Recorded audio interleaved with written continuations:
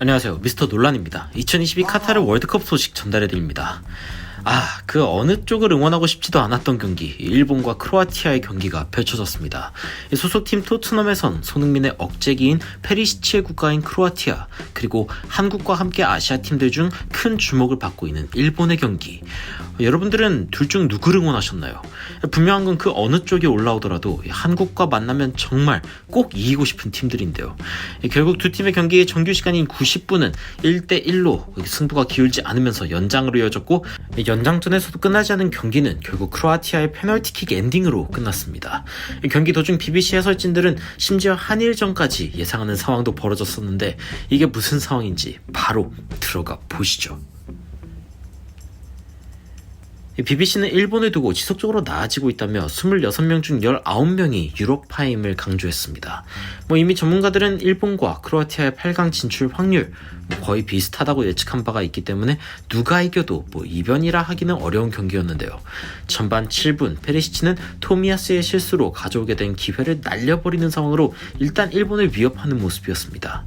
BBC는 아스날 선수의 실수가 토트넘 선수의 기회로 이어졌다라며 국가대항전에서도 맞붙는 두 팀의 키플레이어를 주목했습니다. 전체적으로 양팀 모두 중원에서 서로를 압박하는 양상이 이어지는 가운데 결국 첫 골은 일본 쪽에서 터졌습니다. 44분 일본의 연이은 코너킥 기회에서 문전 혼전 상황을 확실하게 마무리하며 마에다의 선제골이 터져버린 것인데요. 노쇠화되었다는 평가를 받는 크로아티아는 정규시간 90분 내에 승부가 필요했던 상황.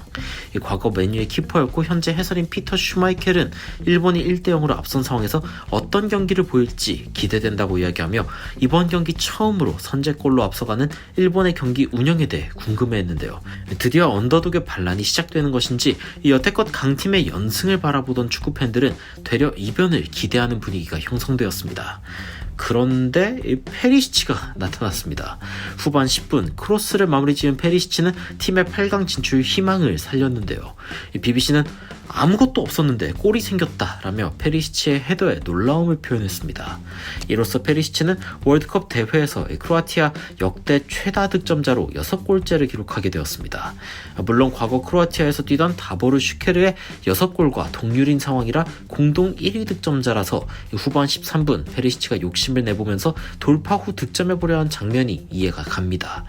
31분 재차 일본 진영에서 공을 끄는 크로아티아, 페리시치의 슈팅 찬스까지 이어지는 모습이었지만 끝까지 막아낸 토미야스의 집념이 돋보였는데요.